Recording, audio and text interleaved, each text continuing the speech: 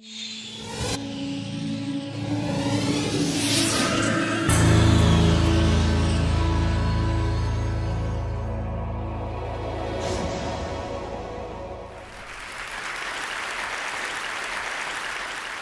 job of uncovering the global food waste scandal started for me when I was 15 years old. I bought some pigs, I was living in Sussex, and I started to feed them in the most traditional and environmentally friendly way. I went to my school kitchen and I said, "Give me the scraps that my school friends have turned their noses up at." I went to the local baker and took their stale bread. I went to the local greengrocer and I went to a farmer who was throwing away potatoes because they were the wrong shape or size for supermarkets. This was great. My pigs turned that food waste into delicious pork. I sold that pork to my school friends' parents, and I made a good pocket money addition to my teenage allowance. But I noticed that most of the food that I was giving my pigs was in fact fit for human consumption, and that I was only scratching the surface, and that right the way up the food supply chain, in supermarkets, greengrocers, bakers, in our homes, in factories, on farms, we were hemorrhaging out food. Supermarkets didn't even want to talk to me about how much food they were wasting. I'd been round the back, I'd seen bins full of food being locked and then trucked off to landfill sites, and I thought, surely there is something more sensible to do with food than waste it. One morning, when I was feeding my pigs, I noticed a particularly tasty-looking sun-dried tomato loaf that used to crop up from time to time. I grabbed hold of it, sat down, and ate my breakfast with my pigs. That was the first act of what I later learned to call freeganism, really an exhibition of the injustice of food waste and the provision of the solution to food waste, which is simply to sit down and eat food rather than throwing it away. That became, as it were, a way of confronting large businesses in the business of wasting food and exposing, most importantly, to the public that when we're talking about food being thrown away, we're not talking about rotten stuff, we're not talking about stuff that's beyond the pale. We're talking about good, fresh food that is being wasted on a colossal scale. Eventually, I set about writing my book, really to demonstrate the extent of this problem on a global scale. What this shows is a nation-by-nation breakdown of the likely level of food waste in each country in the world. Unfortunately, empirical data, good, hard stats, don't exist. And therefore, to prove my point, I first of all had to find some proxy way of uncovering how much food was being wasted. So I took the food supply of every single country, and I compared it to what was actually likely to be being consumed in each country. That's based on diet intake surveys, it's based on levels of obesity, it's based on a range of factors that gives you an approximate guess as to how much food is actually going into people's mouths. That black line in the middle of that table is the likely level of consumption, with an allowance for certain levels of inevitable waste. There will always be waste. I'm not that unrealistic that I think we can live in a waste-free world.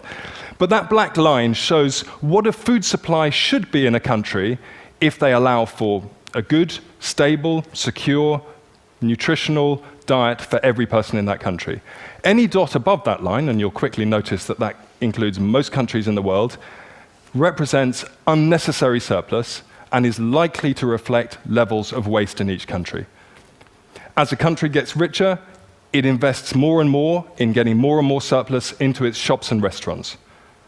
And as you can see, most European and North American countries fall between 150 and 200% of the nutritional requirements of their population. So a country like America has twice as much food on its shop shelves and in its restaurants than is actually required to feed the American people. But the thing that really struck me when I plotted all this data, and it was a lot of numbers, was that you can see how it levels off. Countries rapidly shoot towards that 150 mark, and then they level off. And they don't really go on rising as you might expect. So I decided to unpack that data a little bit further to see if that was true or false. And that's what I came up with. If you include not just the food that ends up in shops and restaurants, but also the food that people feed to livestock, the maize, the soy, the wheat, that humans could eat, but choose to fatten livestock instead to produce increasing amounts of meat and dairy products, what you find is that most rich countries have between 3 and 4 times the amount of food that their population needs to feed itself. A country like America has 4 times the amount of food that it needs. When people talk about the need to increase global food production to feed those 9 billion people that are expected on the planet by 2050, I always think of these graphs. The fact is we have an enormous buffer in rich countries between ourselves and hunger. We've never had such gargantuan surpluses before. In many ways, this is a great success story of human civilization, of the agricultural surpluses that we set out to achieve 12,000 years ago. It is a success story. It has been a success story. But what we have to recognize now is that we are reaching the ecological limits that our planet can bear. And when we chop down forests, as we are every day, to grow more and more food, when we extract water from depleting water reserves, when we emit fossil fuel emissions in the quest to grow more and more food, and then we will throw away so much of it, we have to think about what we can start saving. And yesterday, I went to one of the local supermarkets that I often visit to inspect, if you like, what they're throwing away. I found quite a few packets of biscuits amongst all the fruit and vegetables and everything else that was in there. And I thought, well, this could serve as a symbol for today.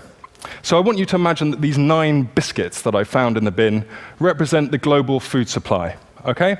We start out with 9. That's what's in fields around the world every single year. The first biscuit we're going to lose before we even leave the farm.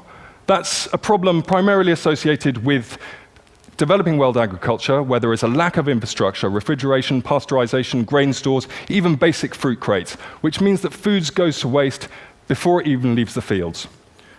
The next 3 biscuits are the foods that we decide to feed to livestock, the maize, the wheat, and the soya. Unfortunately, our beasts are inefficient animals, and they turn 2/3 of that into feces and heat. So we've lost those 2, and we've only kept this one in meat and dairy products. 2 more we're going to throw away directly into bins. This is what most of us think of when we think of food waste. What ends up in the garbage, what ends up in supermarket bins, what ends up in restaurant bins. We've lost another 2, and we've left ourselves with just 4 biscuits to feed on. That is not a superlatively efficient use of global resources, especially when you think of the billion hungry people that exist already in the world. Having gone to the data, I then needed to demonstrate where that food ends up. Where does it end up? We're used to seeing the stuff on our plates, but what about all the stuff that goes missing in between? Supermarkets are an easy place to start. This is the result of my hobby, which is unofficial bin inspections. Strange, you might think, but if we could rely on corporations to tell us what they were doing in the back of their stores, we wouldn't need to go sneaking around the back, opening up bins and having a look at what's inside. But this is what you can see, more or less, on every street corner in Britain, in Europe, in North America. It represents a colossal waste of food. But what I discovered whilst I was writing my book was that this very evident abundance of waste was actually the tip of the iceberg. When you start going up the supply chain, you find where the real food waste is happening on a gargantuan scale. Can I have a show of hands? If you have a loaf of sliced bread in your house, who lives in a household where that crust, that slice at the first and last end of each loaf, who lives in a household where it does get eaten? Okay, most people, not everyone, but most people. And this is, I'm glad to say, what I see across the world. And yet, has anyone seen a supermarket or sandwich shop anywhere in the world that serves sandwiches with crusts on it? I certainly haven't. So I kept on thinking, where do those crusts go? This is the answer, unfortunately.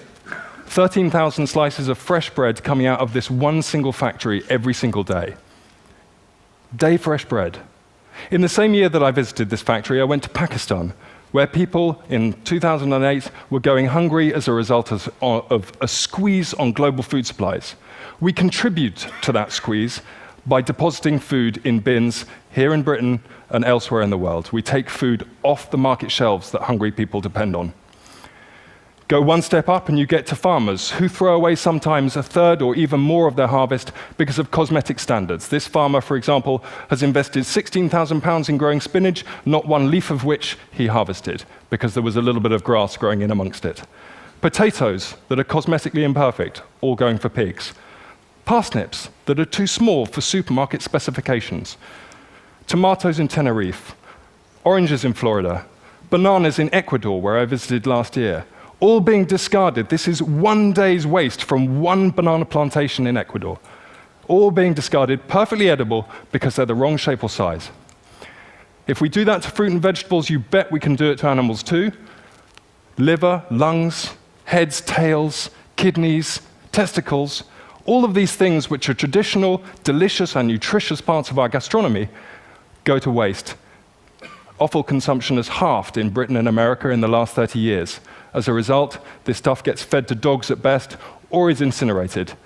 This man in Kashgar, Xinjiang province in Western China, is serving up his national dish. It's called sheep's organs. It's delicious, it's nutritious, and as I learned when I went to Kashgar, it symbolizes their taboo against food waste. I was sitting at a roadside cafe, a chef came to talk to me, I finished my bowl, and halfway through the conversation, he stopped talking and he started frowning into my bowl. I thought, my goodness, what taboo have I broken? How have I insulted my host? He pointed at 3 grains of rice at the bottom of my bowl, and he said, clean. I thought, my God, I go around the world telling people to stop wasting food. This guy has thrashed me at my own game.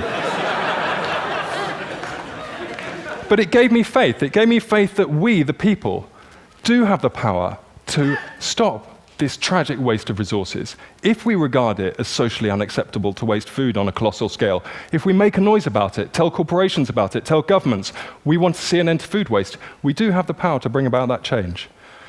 Fish, 40 to 60% of European fish are discarded at sea. They don't even get landed. In our homes, we've lost touch with food. This is an experiment I did on 3 lettuces. Who keeps lettuces in their fridge? Most people. The one on the left was kept in a fridge for 10 days. The one in the middle on my kitchen table, not much difference. The one on the right, I treated like cut flowers. It's a living organism. Cut the slice off, stuck it in a vase of water. It was all right for another 2 weeks after this. Some food waste, as I said at the beginning, will inevitably arise. So the question is, what is the best thing to do with it? I answered that question when I was 15. In fact, humans answered that question 6,000 years ago. We domesticated pigs to turn food waste back into food. And yet, in Europe, that practice has become illegal since 2001 as a result of the foot and mouth outbreak. It's unscientific, it's unnecessary. If you cook food for pigs, just as if you cook food for humans, it is rendered safe. It's also a massive saving of resources. At the moment, Europe depends on importing millions of tons of soy from South America, where its production contributes to global warming, to deforestation, to biodiversity loss, to feed livestock here in Europe. At the same time, we throw away millions of tons of food waste, which we could and should be feeding them. If we did that and fed it to pigs, we would save that amount of carbon. If we feed our food waste, which is the current sort of government favorite way of getting rid of food waste, to anaerobic digestion, which turns food waste into gas to produce electricity, you save a paltry 448 kilograms of carbon dioxide per ton of food waste. It's much better to feed it to pigs. We knew that during the war. A silver lining. It has kicked off globally the quest to tackle food waste. Feeding the 5,000 is an event I first organized in 2009. We fed 5,000 people, all on food that otherwise would have been wasted. Since then, it's happened again in London, it's happening internationally and across the country.